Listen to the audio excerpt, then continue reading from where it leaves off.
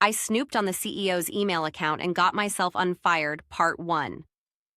A couple years out of college, I worked as an analyst at a pretty small private equity firm. The CEO was one of the biggest assholes I've ever met. He was fairly young in his 40s, a multimillionaire, and the type of guy driven solely by money with zero business ethics. He'd do anything to get the upper hand in a deal regardless of who it screws over. Contractors, employees. I even saw him seriously fuck over a longtime family friend of his without any remorse. Anyway, aside from my analyst role, as it was a really small business, only about 20 people in the office and then a bunch of people working remote, I also happened to be one of the only semi-technology literate people in the company. So like many of my generation, I became the de facto millennial office computer guy too.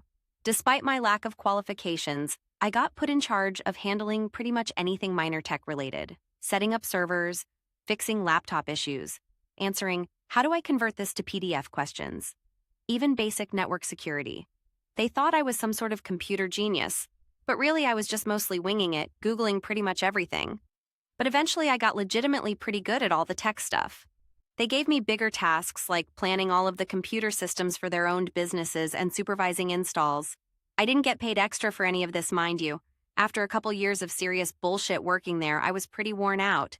I wasn't progressing. I hated working for Captain Douchebag. He treated everyone like poop. I was pulling 12, 14+ hour days with no overtime or performance bonus, and they weren't paying me nearly what they should have. I also hated being the tech guy and was depressed as F, basically living in a cubicle.